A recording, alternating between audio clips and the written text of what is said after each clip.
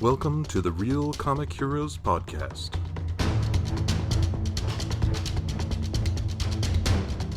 Your adventure into the world of comic book movies starts here. Greetings, citizens, and welcome to another adventure of the Real Comic Heroes Podcast. My name's Travis, and no Patrick today. He found the Supreme Being, but then he went on to our next mission, and he had to go to some island where some dinosaurs were still alive. So hopefully we see him next time. But I am joined by a very special guest, Crystal Beth. Yay! I'm finally recording with you, and I'm happy and singing. It has been, we did Return of the Jedi with Crystal back in around April 5th of 2017. Holy, so 5 years since we've talked to you here. Wow. Yeah. Oh my gosh. That's crazy. It I've is. known you for so long. Yeah. I want to focus on the positives here. You've been in my life for a long time, and I'm okay with it. Yeah. And your hair is so long. It is. Yeah. I want to braid it. What's that? I want to braid it. Run my fingers through it. Why not? Why don't you, I mean, I'm sure our listeners already know, but what's your connection to the Fifth Element? So the Fifth Element was my Movies by Minute movie. So my husband and I did the Fifth Eleminute, which was minute by minute podcast of the Fifth Element, which was super fun. And Fifth Element's always been one of my top movies. And it was on one night when my husband and I were at a bar, and I was like, oh man, if we do a Movies by Minutes podcast, I'm going to call it the Fifth Eleminute. And you were like, well, with a name like that, we have to do it right now. I maintain it's still the best name to go with the Movies by Minutes show. And I still catch myself saying Fifth Eleminute anytime I think of the movie. Me too. Yeah, I bet. Yeah, I was today actually at work. I was like, oh, I'm going to talk about the Fifth Eleminute. And they were like, what? And I was like, the Fifth Element, the Fifth Element, that movie. Yeah. That. What's funny though, I have not watched it since Movies by Minute podcast, which I think is something that happens to everyone. Yeah. I only just rewatched Watchmen like 2 months ago maybe, and it had been 4 years maybe since well, probably not that long. Yeah, I think it's been 4 or 5 for me as well, because it was when we were still living in New York, and we've been in Colorado for 4 years now. Yeah, it's crazy. It is. Time just flies. It does fly. Do you remember, I know you've talked about this, what's your Fifth Element story? Like, where did you first see it? What are your first memories of it? So I did not see it in the theaters, but I remember getting it on VHS and loving the cover and watching it with my dad, and then wanting to get it every single weekend I was with him. And finally he was like, we're just going to buy this one, because that one in Contact, I just kept getting every single time. But I always liked Lilu. I liked how spacey it was, and I thought it was really funny, and I've always loved Bruce Willis. And then, of course, Ruby Rod. Sure. Just so cool. We actually asked last night, what movie could John and I quote the most lines from?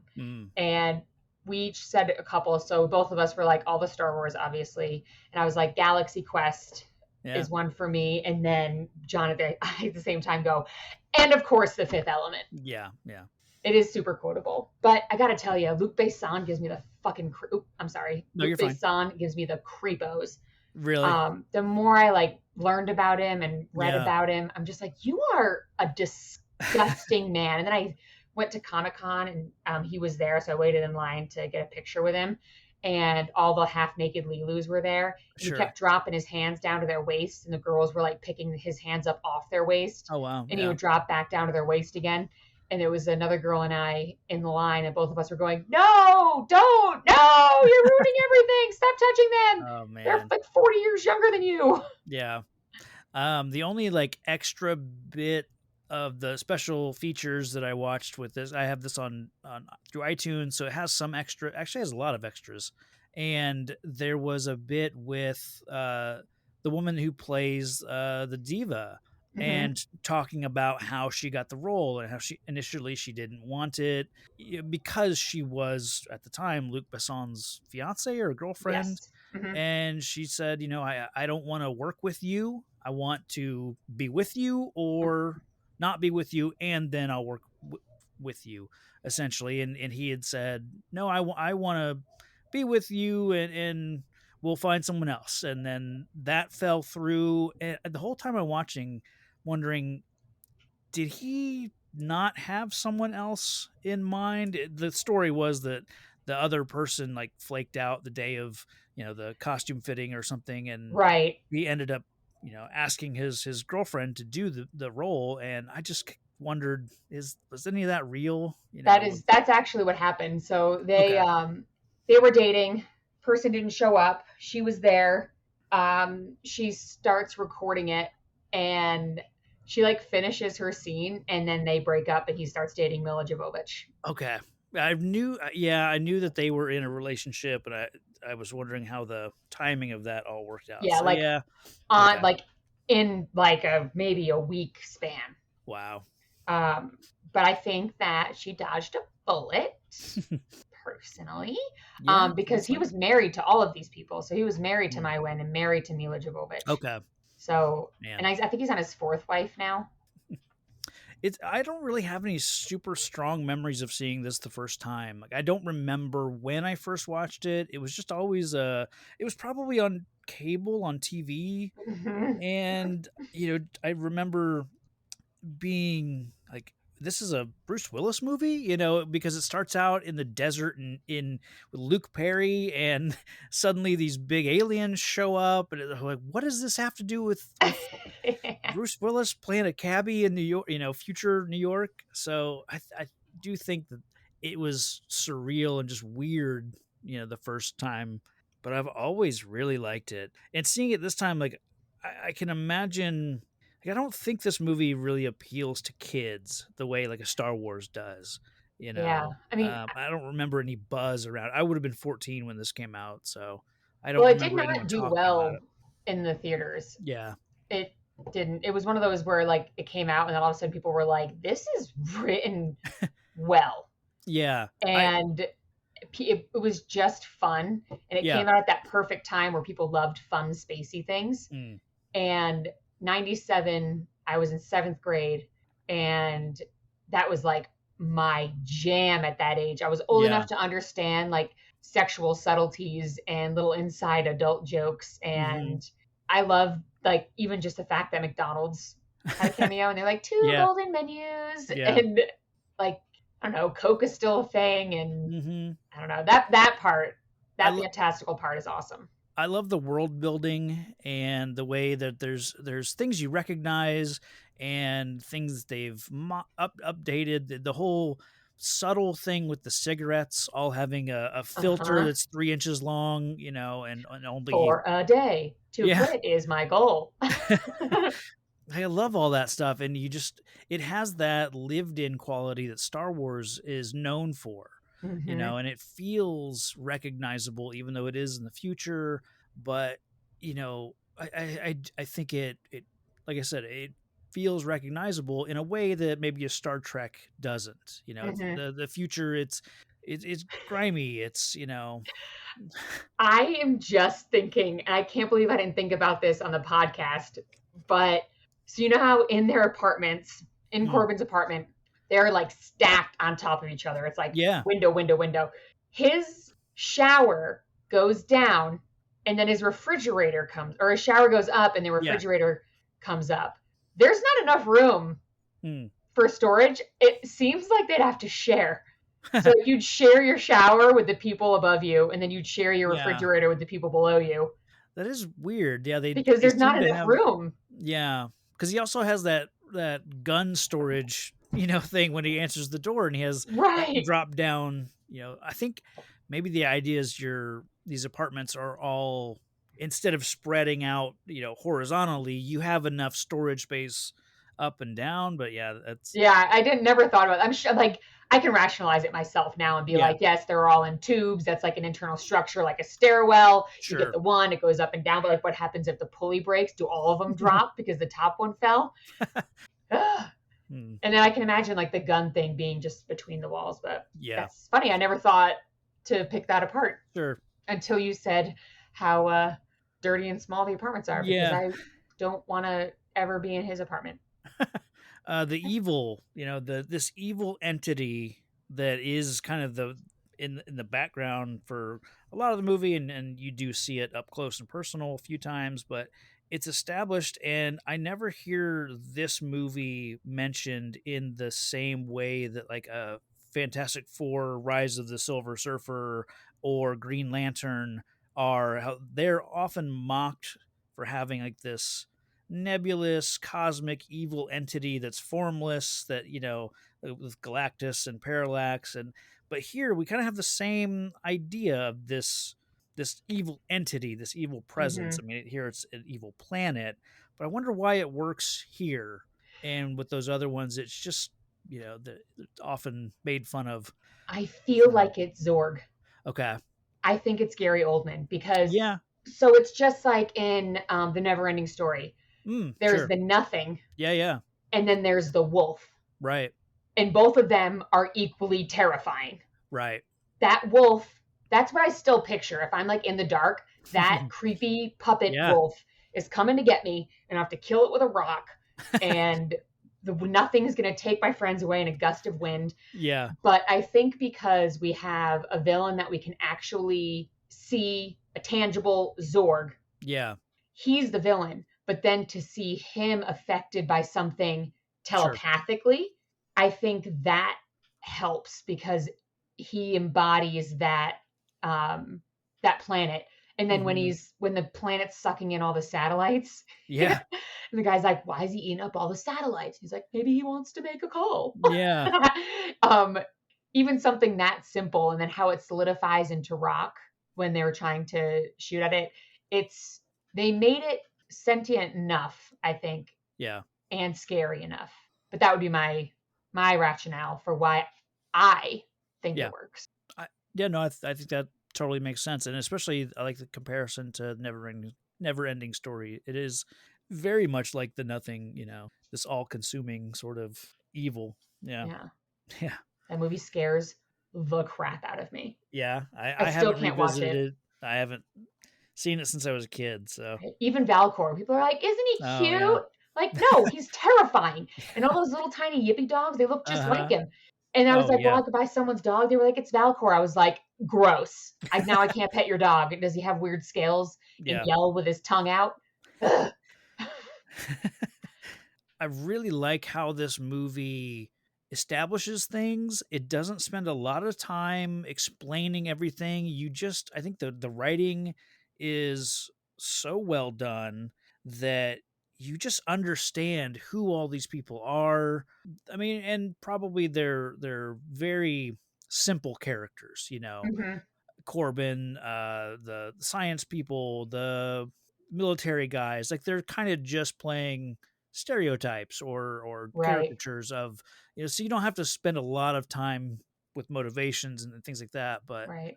just, I think it plays into the, like I said, the world building, and you just, Hmm. I don't know, And then it's what's nice about it and why the movie is only 127 minutes mm, is because instead of giving exposition and talking to death about what people have done, they yeah, just show it. They just jump right into it. Like with Indiana Jones, how they right. show who Indiana is immediately without anyone saying anything because Hmm. he's stealing a treasure. Yeah, Corbin Dallas is like a dirty taxi man that clearly can't pay his bills yeah, because he has eviction notices and a cab with 4 points on it. hmm, And the like even when he pulls out and there's like a because yeah, he pulled out and tried to pull out in front of someone, you already know exactly who he yeah, is. And same with Father Cornelius hmm, and David. Immediately, you just know who they are because of actual actions instead of right. someone being Yeah, like, "This is who they are. Now we're gonna go see them." sure. Indiana Jones has been described as a movie that you could turn the sound off, or not that you wouldn't want to hear the music and everything, but you could turn the sound off and still watch the movie and know what's happening. The Right. the visuals are enough to inform you. I think this movie you could do the same thing with. I think you could turn the sound off and still basically get the entire movie to Yes. some degree, you know. And that's a testament to the acting too. Yeah. And yeah, just the visual storytelling. So, Like when Ian Holm runs into his closet to get what he's supposed to, his nice thing to wear. yeah. He just got his like arms stretched out forward and then trips over the threshold. Yeah. It's like just slapstick enough. And Yeah. I think one of my favorite bits is the 3D printing basically of the Supreme Being, you know, when yeah. they're creating Lilu. I I think it holds up pretty good. I mean, it's obviously CGI, hmm but I still think it works. Like, I don't mind that it has this rubbery, plasticky texture that you can clearly tell is CGI. Yeah.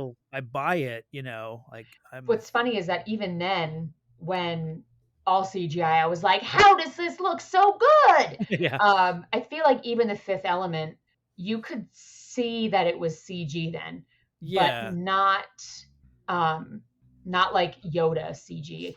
mm, It was, I don't know, maybe because it wasn't moving. So the sure, skeleton and the muscle and everything is holding still. So you're yeah, not looking to see that it's moving the correct way with physics, yeah, which I think kind of helps because, man, I rewatched The Phantom Menace recently and yeah. could not make it through because the Wow, special effects were so bad. I kept looking at John and I was like, this used to look good. huh? This used to, I was blown away by this. And now I'm like, Yeah, what is happening? wild. But I think that might be it. As long as something's like static. Yeah. I love the way Mila Jovovich plays her waking up, you know, the physicality that she has, this like babe in the woods, lost sort of thing, and the way she's experiencing everything for the first time. Mm-hmm. Like I said, the physicality of that, especially waking up the first time and Right. the way her back just arches and Mm-hmm. And then just figuring out that she's in a tube, yeah, like getting her bearings about her and then being like, okay, yeah. this is where I am. And I always wonder what she already knows. I think the part I've never fully figured out is she's grown from a single cell, a perfect cell, and but it almost seems like there must be some sort of sense memory there, or something is encoded in that DNA that I don't know, that she already understands things. You Yeah, I know, when think that the it's exactly what you were saying, which was like feelings. I think we yeah talked about this in the podcast too, where it wasn't her, she doesn't remember because she has to yeah come back and yeah learn everything. Or 5,000 years, everything's so different that right. she would have to relearn everything anyway. But Okay, yeah. it seems with all of her like extra chromosomes and everything, she's fast learner, Mm, just like a supreme being. She's a yeah, better yeah. version, Because better, like stronger, faster. yeah, because that general he basically shows her the multipass, you know, or he uses it and she notices that, and hmm then knows that he gets close enough to the glass, and all she has to do is hit him, take the card, and then she's out of there. And You then know, she's jump just through the that. aluminum foil. Yeah, Who knows where that goes? right. The ventilation system. Yeah. Yeah. Um, and then like when I was watching it, the basically from this moment when she meets Corbin in the cab and like all the way through kind of when Corbin is ushered out of Vito's apartment, I'm just hmm watching that whole sequence because it's just such a delightful, like, their meet cute, you know, I hmm really like all that. The action with you know, running from the cops, I think still holds up really well. I love hmm humor there with, oh, I think we lost him, and then just panning next to a street full of cops, you know. Yeah. All that stuff just makes me smile. And any uh, survivors? yeah. Then the hand pops up, this dirty, skinny hand. I'm like, Hmm. how can you tell if that's going to be something cute? Yeah. Because he's already like all love buggy. And then she starts going a mile a minute talking, and Oh man. Corbin's like, oh, all right, well, great. Bada boom. Yeah. Big Big bada bada boom. boom. I know boom. Yep. That's one of those like quotable. My wife and I will, big bada boom. You just, Yep. Bada boom.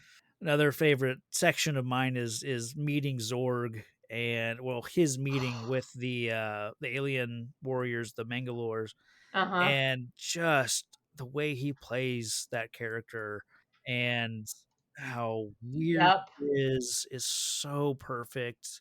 This southern drawl that he has, and telling Agnot, like, never hide your face, never be ashamed of who you are. Right? Just I love how he plays that character. It's just beautiful. Yeah.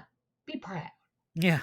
I love it. And then yeah, you're warriors. Be proud. He's so condescending and Uh perfect. And yeah, I love it. And it's like Jean-Baptiste, Emmanuel, Zorg, and it just zooms in on him. yeah. It's perfect.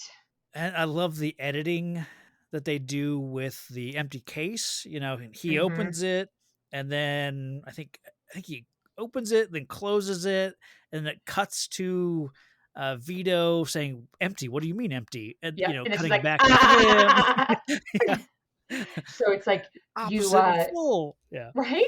So you gave the case to someone you could trust who took a different route, and she's looking for the address.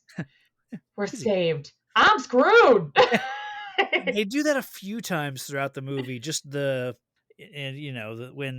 the idea gets carried across through multiple locations or Yeah, and it whatever. cuts down time. Yeah. No, it's a really cool. I just love the way they do that a few times here. Yeah, But I think a good one is also Zorg when he's like, I don't like being disappointed. He's like, then his lackey's like, it won't happen again, I promise. And yeah. he's like, I know, and then everything blows up. Mm-hmm. Yeah, that's a good. I like that one, that part too. It's kind of from there. It's like it turns into this kind of a fun take on a treasure search, a treasure hunt. We've Mm-hmm. got some artifact that we're chasing with this sci-fi twist, and with the neighbor, Corbin's neighbor that we met earlier, and then when the police raid, clear out Corbin's building, and they run into his, I don't know, the other neighbor and the robber earlier. Mm-hmm. I feel like that should be the same character. So Yeah. I feel like we should have a reason why we want to see the neighbor get dragged out by the police. He's just some cranky neighbor that, Right. gets dragged out of his house because he doesn't like the cops. But Smoke I think you. yeah, So and funny. Smoke You feels like the made for TV edit. Like what he really says is "fuck you," but Yeah, we've just like edited fracking Yeah. Cylons. But I like that it's actually just Smoke You. Yeah, it's where it comes from. I could be like cranberry juice, and still kind of feel it. Yeah. I did notice that because this is like around the 1 hour mark. I noticed, Mhm. and I feel like you could almost start the movie here once the military, the president meets with the military guy and says, who, you need send somebody in, and the military guy, the general, is like, I know the perfect man for the job. I feel like that's when we could almost meet Corbin. Yeah, that would work too. Not that what we saw earlier isn't good or necessary. Certainly you still need to see that Corbin and Lilu meet. Right. But I just kind of feel like it's a better transition to bring us into this character. Yeah. But I like that it didn't start like that because we see Corbin as a screw up at the beginning. And then they're like, we have just the guy. And you're like, the guy that can't pay for his stuff? Yeah. And just lost his job and can't really drive his cab and runs from the law because he's a car thief and doesn't have a license on his car. And then they're like, we have just the person. Yeah, I do like how, like, at this point, all of a sudden, everyone is after Corbin. Like, he's now the center of everyone's universe. Like, Zorg is aware of him. the military's after him. Vito is after him, because he's now won the contest. Like all things just suddenly, Everything's coming up Corbin. yeah, he's just the center of everyone's little universe here. Yeah, and Ruby Rod, he finally Oh. gets here. And what an entrance. Oh, for sure. Talk about not needing any descriptions about who he is. Oh, yeah. He is a perfect character. Yes. So unique. I promised Patrick I would bring up his favorite part of the movie. It's when it's in Corbin's apartment when Vito is I think Corbin's making coffee and Vito sees the tickets. He grabs the trophy, some kind of trophy of Corbin's, and smacks him over the back of the head. And it's this comedically like Bugs Bunny just the sound that Bruce Willis makes when he gets knocked out. Yep, he's trying to like hold on to the coffee cups and the fact that Cornelius did like the quick bless before he grabbed the medallion. I mean the medal, and then just whacked him on the head. Yeah. And then when Corbin gets up and he's like, it's such a real sound. Coming to a crescendo right then. Yeah. Yep. I really like that. I'll take this mission. I'll take the mission. Then you have a lot of fun, just multi-pass shenanigans at the airport. And I you guys might have brought this up, but it was I this time around, I'm like, why is there a garbage dump at the airport? And then you can hear in the background the lady, over the intercom is saying, excuse the mess, because there's a labor shortage. All the rest on strike. Yeah, I kind of wish that had been a few minutes earlier when Zorg said to fire all the 1 million cab drivers. I wish that would have been rolled into that, like right, and the sanitation, crews, right, something like that. Just I have to admit that I really do like that. Those are the subtle things that you would not notice just watching it. Fire 1 million, and then all of a sudden Corbin gets fired from his job. That's a great transition. If you're not listening and you don't notice, you'll miss it. And I feel like it's kind of the same with the garbage, where you could be like, why the heck is that there? But then they acknowledge it. So it's not like it's just there in a prop. She's like, sorry about the mess. And David's like, what? Oh my God. He's like, the garbage. Right. And that is what gets David to turn around to see Corbin and go, yeah. He's like, sorry, Father. I thought he was going to kill me. Takes his drink. But so, we get onto the, I guess at first is Ruby Rod on the plane? He's before the plane. Okay. So he goes, once the plane gets to the cruise ship. No, he's on the flight to there because he's in the spot. When the engines go, that girl orgasms. Yep. Okay. Yep. So it's the runway to the cruise airplane. ship. Yeah. Yeah. Okay. So it's the shuttle, not even the cruise ship. Sure. It's the shuttle from New York City that they would take to the cruise ship. Yeah. Okay. And it's the what is the thing called that like extends so you can runway? Walk runway. There's an actual name for it, and I can't. Tarmac's the actual. Anyway, so it's on the way into there that Ruby Rod gets his first insane monologue with Bruce Willis, which is just so funny. And it's easy to get swept up in everything he's saying, and you don't really pay attention to what it's all about, and this whole nonsense of the Gemini croquette, which I figured out from you guys is like a cookie, it's like he won a contest for this cookie, box of cookies or whatever, and so they keep throwing that name in there every now and then. Ruby will say it, or it's so easy to miss that detail. And there's a commercial for it in Corbin's house too before he gets hit with the metal. Yeah.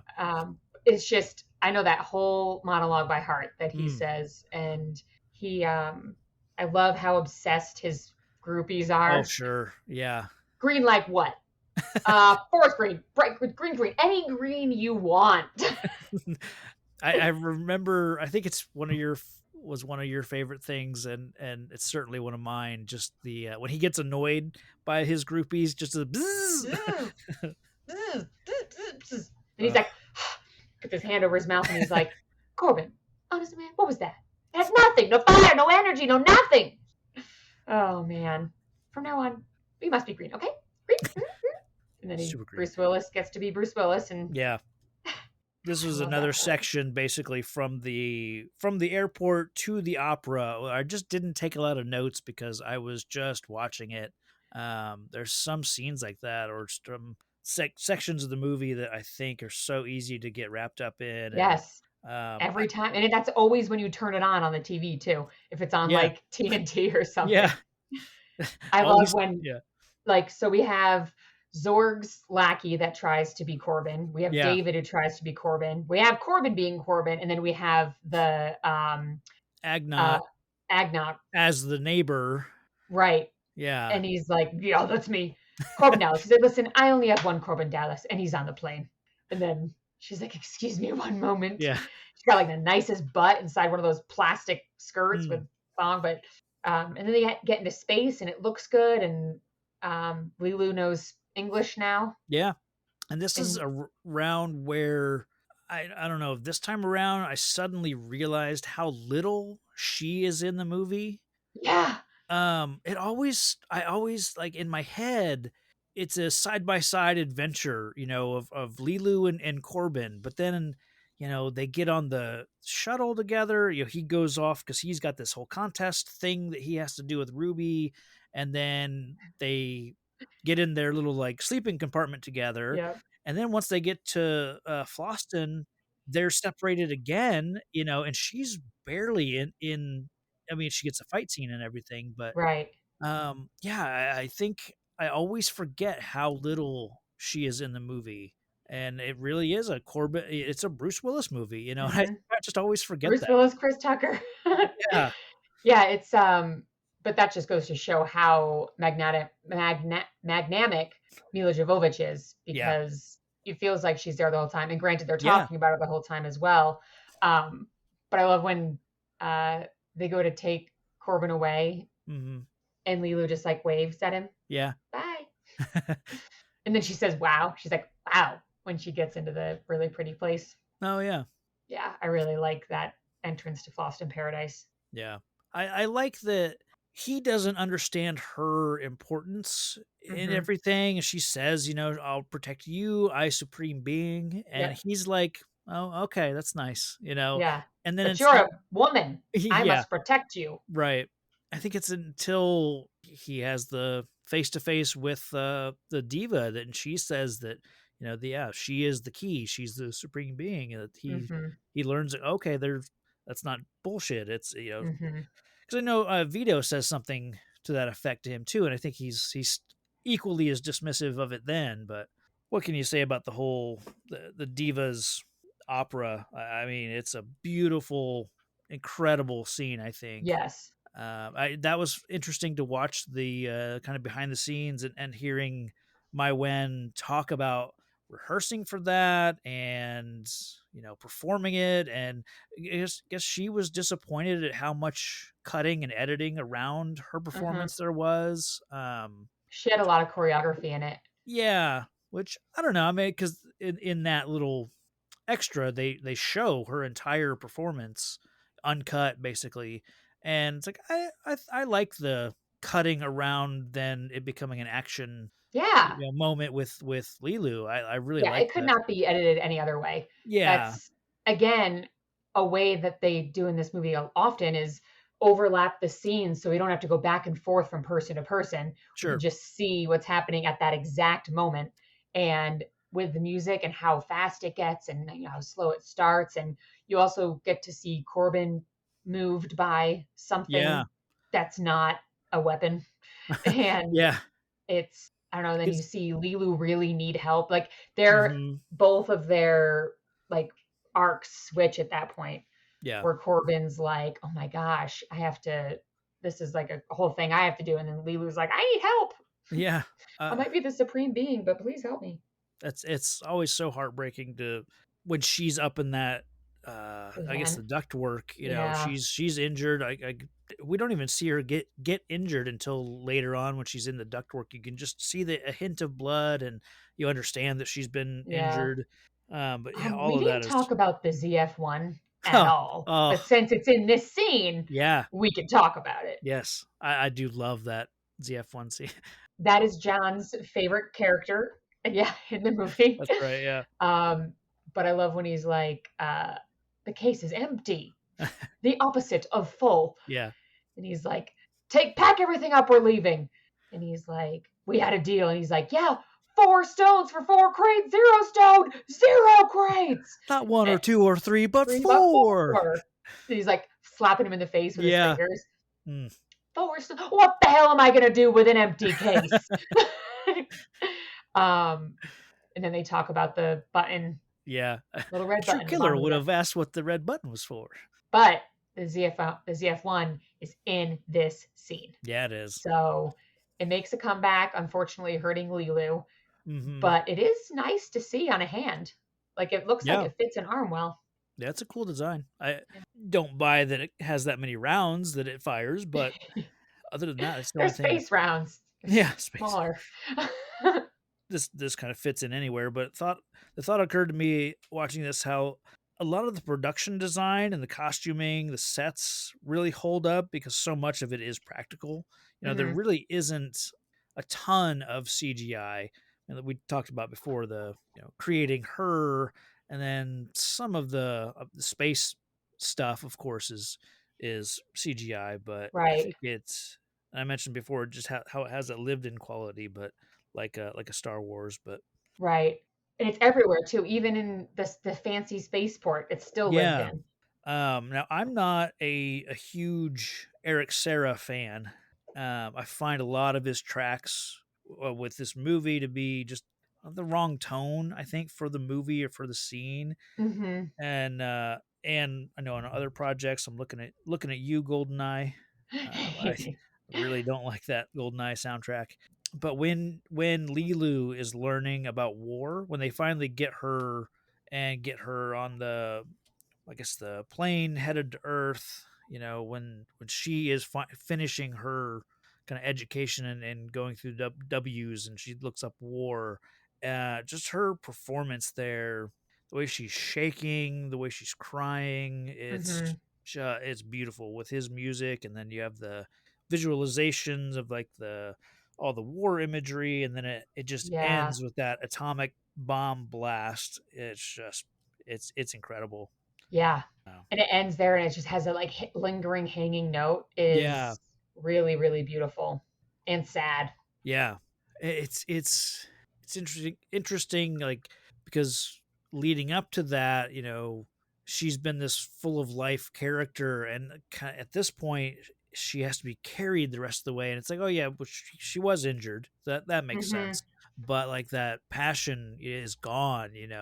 She's been just exposed to the raw, like the worst parts of humanity, Mhm. so suddenly that it's just completely burst her, Yep. her bubble. So Yep. I mean, I feel like that has to be so overwhelming to see, especially having been somewhere else for 5,000 years. yeah, I, l- we kind of have a countdown to, like, everything is now heading to Earth. The evil entity is heading to Earth, and so are our heroes. And I love the bit with them figuring out the stones. The Mhm. placement, the Yes. figuring out the elements. All of that is done Mhm. perfectly. Just Why do I get the broke one? Why do I have the broke? Why do I get the broke one? uh, Water for fire, water for water, fire, fire, earth for earth. Go now! I like Corbin. when he's like, "What did you do? What did you do?" Yeah, He's like, "Ah!" And he puts his hands down next to me. And he goes, and I said, we're not gonna make "We're it. not going to make it." Yeah, Oh man. Oh, but then Corbin, my Cor- man. I I have have no no fire. fire. I quit. I mean, Father, do you smoke? Oh God, we're gonna die. Yeah, and the beauty of this whole day of Corbin's, he's only had this one match that's left, and earlier on we see him light one. It burns in And I think he lights one to light an actual cigarette while he's on the phone with his mom, I think. Uh-huh. He lights another one at another point that just burns as he's distracted. So that's that one is when he's on the phone with his mom. Okay. So he's like, Mom, what are you going on about? What contest? Yeah. What? If I didn't win a yeah. contest, someone would have notified me. And then it pops out, and then he's like, Yeah. ow. Like, but what's funny to me, he moved that pack of matches from his cap suit to his Yep. tux. Oh. He was That's like, I funny. might need this match. Yeah. Huh. Also, one of my favorite parts of this movie before that happens is in the battle on Fhloston Paradise. Yeah. When Corbin is kicking ass. Sure. And Ruby Rod is narrating the whole thing. Yeah. He's like, I'm going to try to see if I can see things a little more closer. And then he's like, Corbin, man, what are you doing? He's like, and Corbin goes, don't move. Yeah. Throws the thing up. He's like, count to 10. So, like, throws the thing up. I mean, shoots around Ruby Rod. Ruby Rod Yeah. falls down, keeps screaming, and then coughs. Then they get on the car, and he's like, count to 10. And he's like, 1, 2, 3, 4, 5. Just screaming. And then Corbin says 10. And Ruby Rod's just still screaming. Uh-huh. Yeah. Yeah. Which then brings to this part where he's like, when David goes, yeah. Yeah. He goes, what's wrong with you? Every 5 seconds there's a bomb or something. I'm leaving. Or when he gets on the airplane after that huge battle, he's like, it's the best show I ever did. Yeah. I do like, I forget which part it was that is narrating and the president is listening the entire time. And I think it's when Corbin wraps up the stones and gives it to Ruby you guard these with your life. Right. And I think the president looks at the general and was like, utmost discretion, huh? Or something like that. That's like, when Ruby's got the gun against the guy's head, and he's like, if he moves, shoot him. And then Corbin goes, Ruby, and Ruby's like, and just shoots him in the head. Oh, sorry. He kind of pats okay? pats him like he's gonna be fine. Oh my gosh. Oh shit, 3 coming, Corbin. But then while all this is happening, then you get Gary Oldman, who's so kick-ass. He gets the case and he's like, you want something done? Do it yourself. And he goes in. But then when he sees that it's not there, he's like, I am very disappointed. I love when he finally gets the case and where is he? Oh, he gets on his ship the first time around. Mm-hmm. He starts laughing and then crying. Yep, it's not here. So good. Uh-huh. And that's probably one part that I struggle with is like, what he wouldn't have looked in that case beforehand, Right. But I guess when you assume he was setting a bomb, he was shooting a girl. Yeah. I feel like there's a lot going, and he has to get out of there quick. Yeah. I don't know. I mean, I'm making up excuses for it. I would have checked the case first. Yeah. The stones are in me. And then Corbin's like, the stones are in me? What riddle is this? Oh, literally. Yeah. I had a question about that, actually. Under ideal circumstances, how would she have transferred the stones to Lilu? So I think she thought I knew she was going to die. Okay. But I feel like she would have to have a lot of laxatives. Okay. Because we had a whole thing about how they got in there in the first place. Oh, okay. Yeah. But then again, it's alien anatomy. Yeah. So right. Maybe their buttholes are bigger. Yeah. Or maybe that's like a purse and right. She has to be like alive to get it back out again. I don't know. Yeah. Something to think about. Either way, you get to get the blue blood. Yeah. Jumping to the end bit, once all the 4 elements are surrounding them and now they need to, get her to, I think Corbin even says, it's time to do your thing or something like that, and trying to get her basically revived enough to do her thing. I really like it, I will say, but I wish that obviously we kind of know that it's coming down to love. Right. I wish that Corbin didn't have to be urged to Right. tell her that he loves her. Because it Yeah. kind of cuts to Vito and he's saying, tell Tell her, her, Corbin. woman. And then like even Lilu is saying, Tell me tell that me you what you need me. yeah, because this movie establishes that he is a romantic, or at least he was on the phone with his with Finger, his boss maybe. Uh-huh. And I mean, he was practically like twirling the phone cord in his finger and kicking his feet in the air, like telling Yeah. him about this girl, this Yep. woman, this perfect woman that And he wants to dropped into kiss her when she's sleeping. yeah, yeah. Um, yeah, that's Yeah. I have a big issue with the ending as well okay. because the whole time, the Fifth Element, she's the one that has to do everything. Hmm. It's her job. Yeah, It is not her job to be morose that humans are bad to each other. yeah, Find the good on your own, but also Corbin could have just been like, hey, this is what you're supposed to do. yeah. I think you're great. Let's bone Right. afterwards. I'll show you what the fun stuff is. Yeah, And to make her to switch it to have her be like the tell me that you need me. Oh, is such a sad, yeah. pitiful little ending to someone who was badass the whole movie and Right, didn't need help. right. It's good that she got help, but for her to just be like someone that needs to be loved, Yeah, because love can be so many different things too. It's sure. yeah, Yeah. So that is the one kind of thing that I think right there at the ending, it's like it's almost the perfect ending. But yeah, just the way it I guess because it's Bruce Willis, he can't be lovey dovey, even though we literally saw him being lovey dovey earlier. right. But now that he's confronted, I guess it's like you're on the phone with your significant other, but you're around your friends. You don't want to say, "Well, I love you," Yeah. where while they can hear or something like that. That's what it feels like Even they're yeah, trying to avoid here. So pressure to say it. yeah, And it's like the trope of every woman just wants to hear that they're loved. right. So that's what Yeah. they had to do. Whereas Lulu could have just woken up and done her job Yeah. or been like, wow, war sucks. Yeah. I hope it's not like this when I save the world from itself. Right. And then, Well, I think one part that bugs me is that when Vito says "tell her, Corbin," it almost feels like his intention is just say the words. You don't have yeah, to mean them. Just tell her you love her, so that we can make this happen. yeah, I don't think that's how he meant right. But it what feels he like it. meant. Just say But the words. Like yeah, yeah, all she needs to hear. But I mean, I think it could have stopped at I need you. yeah, And they didn't have to be like, there's some beautiful words. And she's like, that start with L. yeah. Like love. I don't know love. I don't know it.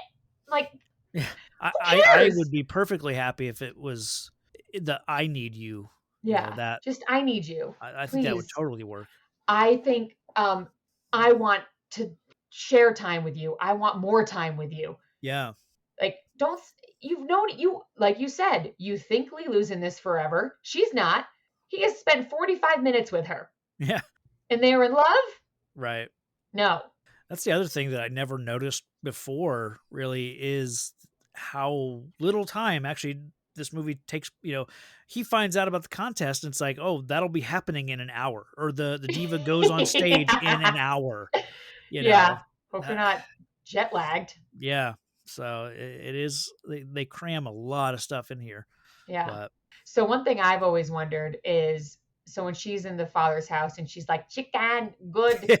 yeah. If you ate one of those pellets, Oh, like what would it do to your insides? maybe it has to be activated with the heat. I'm assuming she's putting it in Yeah. a microwave. Yeah. I'm assuming it needs that chemical reaction But it's of all in cooking. there. Yeah, yeah, Or if it's like lampa spread in Lord right. of the Rings, Yeah. where you only just need one bite.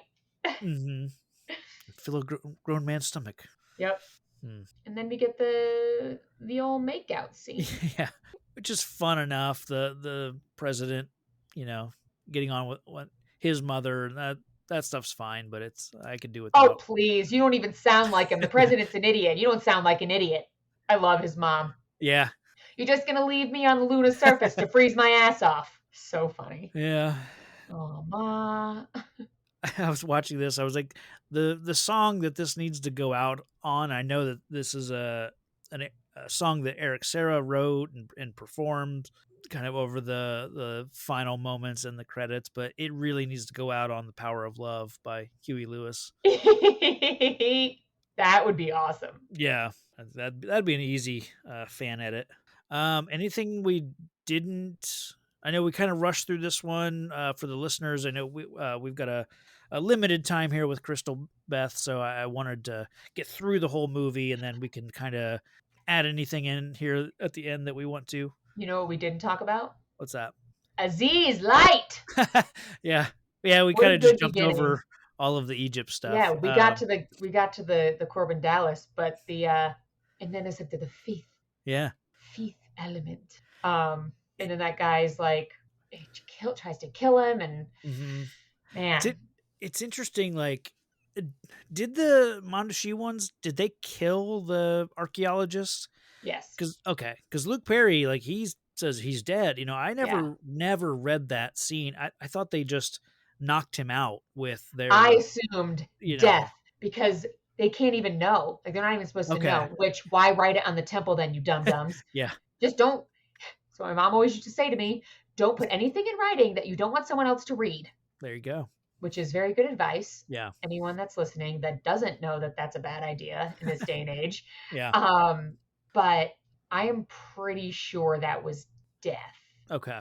Well, and it works either way, I think. Yeah. It works with Luke Perry thinking that he's dead and inadvertently, shooting at them and then causing the whole escalation. And then how does the priest get the Mondashi out of the temple? Because he's not there rotting inside the door when Bruce Willis gets there. Yeah. So I imagine they took him out. Yeah. Little housekeeping between in the last 5,000 years or 300 years or whatever. Yeah. Yeah. Let's do our kind of wrap up stuff. We always go through what the most heroic moment is and the most villainous. This planet, these people, they are nothing to me. You were made to be ruled. The universe is power. You unstoppable power. Come to me, son of Jor-El. Kneel before Zod. And I am that force. I am that power. In the end, you will always kneel. Kneel before your master. Do you have any standouts for most villainous? I think the most villainous is when he straight up shoots Lilu. Like that is, that's like pure rage and carnage, and then puts a bomb to explode the entire ship with people in it. Yeah. That's a lot of murder. I was trying to think of, this evil entity that we have, but you don't see, he wipes out a few warships, but that doesn't feel, you don't feel those deaths. I think the way that some of the stuff that the Zorg does. They also all feel like robots on those ships too. Yeah. But I think the shooting the diva, and that's just from one of the Mangalore soldiers. I don't know. Yeah. That feels the most villainous moment for me. So yeah, that's it's someone that you have grown to enjoy. Yeah, who seems like a peaceful, like a pure being of peace. Yeah. So I think I'm going to change it. The most villainous thing in the movie is that blonde woman in the audience who wears that huge hat so no one behind her can see the stage. That is the most, I guess that would be the most rude person. That's the most rude moment in that movie. Do not wear a hat that big when you are sitting in the front row, you mean woman. There you have I'd be so pissed. Well, how about most heroic? I believe there's a hero in all of us. I just finally know what I have to do. That keeps us honest. I'm here to fight for truth and justice in the American way. Gives us strength. You will give the people of Earth an ideal to strive towards. Makes us noble. And I know in my heart that it's right. Oh, that's hard because there's Yeah, so many little. I have mine. What's yours? It's when Bruce decides to run from the cops with Lilu. That's a She's good one. saying, please help, and he's like, sorry, that I don't have any points left, Hmm. um, but then obviously he relents and he sacrifices his, standing or whatever. So Yeah. yeah, See, my brain keeps going back to Father Cornelius. okay, And I think that Bruce Willis and Lilu have like the most heroic moments, but I think that based off of if you wanted to do it in a ratio basis like sure, personality versus yeah, like of course he's the hero, he's going to be a yeah, hero, yeah, but Father Cornelius is just a priest that's just happens to be a priest at the right time sure, yeah, and has to do all this stuff. Like he breaks into a plane and yeah, just stays in the innards of the thing, and they're like, "There's sure. something in the thing." And he's like, "Oh, have we landed?" He's like, "Yeah."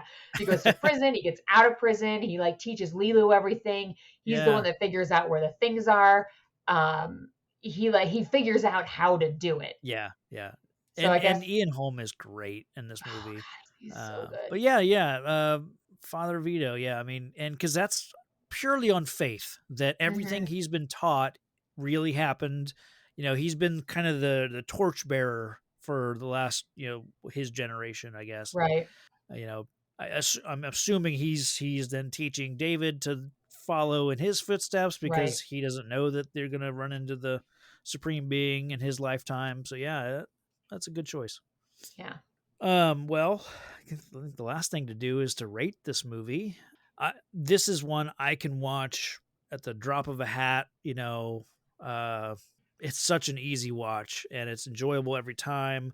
It's an easy 5 for me. So Yeah, I'd give it a 5 too. yeah, And the little things that you get frustrated by are yeah, things that it's like because everything's so good, you find the little things for to get sure, frustrated by. And I was not when I was younger and I watched this frustrated that he had to say I love you to Lilu. sure, Just as I got older and was like, did she need to? right, Okay.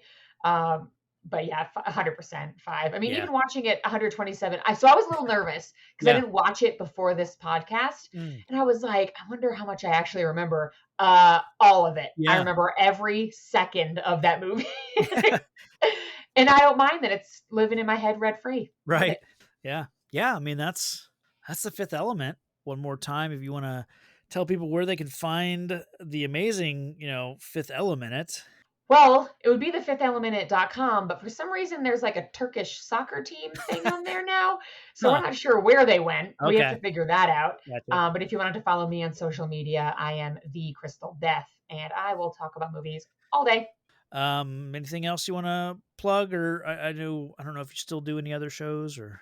Yeah, we have I actually have a podcast coming out in the summer that I'm doing with Asterios Kokonos. It's a role Oh, playing sweet. podcast that is about Sea Venture, that old school 90s show. Okay. Oh no, it's Sequest. Sequest. Sequest. The name of our CSV. Yeah. podcast is Oh, Sea Venture. okay. There we go. Okay. And there's a bunch of talented comedians on it, and it is just so far it's so fun. And Asterios is so good at what he does. Yeah. And then if you go to Rebels, we have a couple D&D podcasts on there as well, which is pretty fun. Awesome. Well, I thank you so much for coming on. This has obviously been a long time in the making, getting you back on, and Finally. stars just aligned. Thank you for being persistent. No, Thank my you. pleasure. Well, I know you got to get going, so I will wrap it up here and just say to our listeners until next. Oh, our next movie will be The Lost World, Jurassic Park. Thought But so. yeah, hopefully we'll run into Patrick there. I think he's at the island now, getting the base camp set up. So we'll rendezvous with him soon. And until then, stay safe out there, citizens. Mommy! Daddy! I found something! A British family on a yacht cruise stumbled upon Site B. Now it's only a matter of time before this lost world is found and pillaged. Hopefully we've kept this island quarantined and contained, but I'm in shock about all this.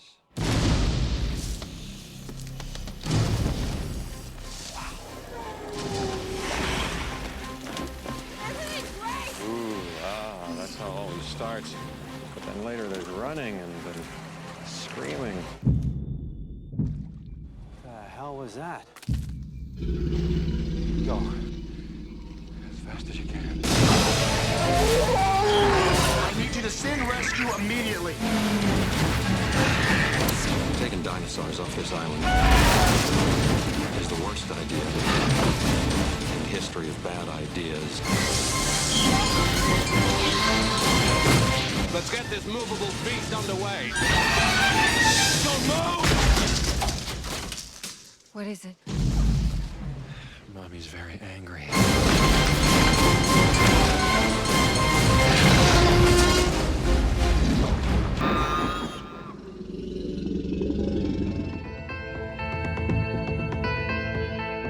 Thanks for listening to the podcast. Find the show on Facebook and Twitter at Real Comic Heroes. All music and audio are the property of their respective creators.